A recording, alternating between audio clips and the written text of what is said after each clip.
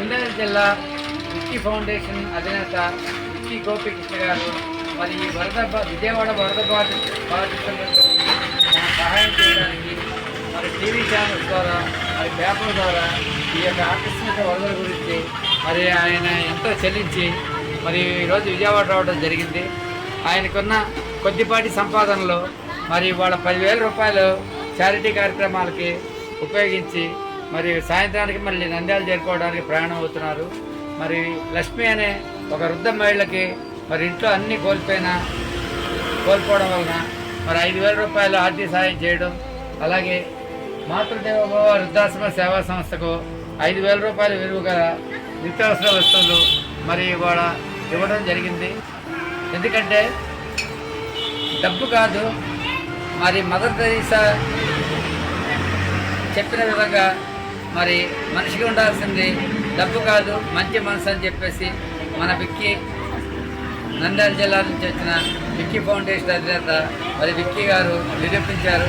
మరి ఆయనకున్న కొద్దిపాటి సంపాదనలో చాలా చిన్న సంపాదన వాస్తవంగా చెప్పాలంటే ఆ సంపాదన మొత్తాన్ని ఈ రోజున మరి ఈ యొక్క వరద బాధితుల సహాయార్థం విజయవాడలో వెచ్చించడం అనేది చాలా ఆశ్చర్యకరం, మరి ఆనందం కూడా కలిగిస్తుంది. మరి ఇలాగే ఈ యొక్క విక్కీ ఫౌండేషన్ సేవా కార్యక్రమాలు కొనసాగాలని చెప్పేసి మనస్ఫూర్తిగా కోరుకుంటూ అందరం కూడా మరి ఇలాంటి సంస్థల్ని ఆదర్శంగా స్ఫూర్తిగా తీసుకొని మరి మరింత సేవా కార్యక్రమాలు చేయాలని చెప్పేసి కోరుకుంటూ అందరికీ నమస్కారం, ధన్యవాదాలు. విధాత దాత పుణ్యదాతకి వెల్కమ్ చెప్పండి, సుస్వాగతం చెప్పండి. విక్కీ ఫౌండేషన్ నుంచి నంద్యాల జిల్లా నుంచి సార్ వచ్చారు, వారు ఘనంగా క్లాప్స్ అందజేద్దాము.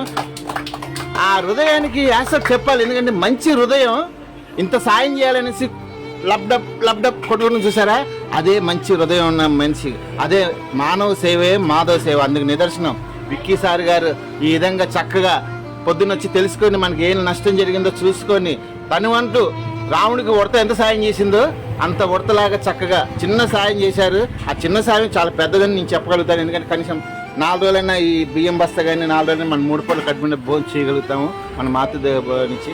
వారికి దీర్ఘాయుష్మాన్ భవ, నిండు నూరేళ్ళు సంపూర్ణ ఆరోగ్యం ఉండాలనేసి, అష్టైతాలతో తొలతూగి ఉండాలనేసి, ప్రతి పేదవాడికి 10 గ్రామాల్లో 10 మండలాల్లో 10 జిల్లాల్లో సహసహకారాలు అందియాలనేసి, 30 దేవుడు రాసి తప్పకుండా అనేసి మన వృద్ధుల నుంచి కూడా కోరుకుంటున్నాము.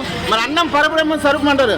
ఇంత మంచి ఆహారాన్ని రైతు ఎంతో కష్టపడి ఎందరికో పండించి ఎందరికో ఆకలిస్తే ముందు ఆ రైతన్నకి విక్కీ సార్ తరఫు నుంచి, విక్కీ సార్ కుటుంబ సభ్యుల నుంచి, వాళ్ళ ఫౌండేషన్ తరఫు నుంచి, బంధువుల నుంచి, స్నేహితుల నుంచి, ప్రజల నుంచి, ప్రపంచ దేశాల నుంచి, మా ఊళ్ళ నుంచి, మా బోటస్ నుంచి, అందరి తరఫు నుంచి రైతన్న రైతు కుటుంబారు దేవుడు ఆశీస్సులతో ముందు చక్కగా పంటలు పండించుకోవాలని మనస్ఫూర్తిగా కోరుకున్నాను.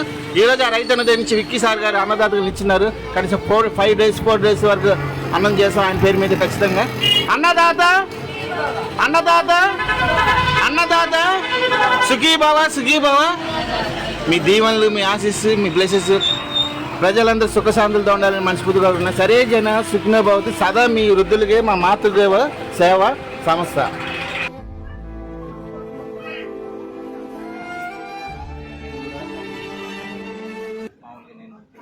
జీతం వస్తుంది 10,000, అందులో ఎవరైనా ముసలి వాళ్ళు కానీ ఇలా చేతగాని వాళ్ళకి సాయం చేస్తున్నాను. నేను ఎక్కడ నంద్యాల నుంచి వచ్చాను, దూరం నుంచి ప్రయాణం చేశాను. అన్న చూపించాడు అనమాట, వాళ్ళైతే చెప్పింది మా అమ్మాయి. అదే అమ్మ నాన్న కూడా ఉంచు, అదే వాళ్ళు చెప్తేనే అన్న చెప్తే ఇలా తీసుకున్నాను అన్న.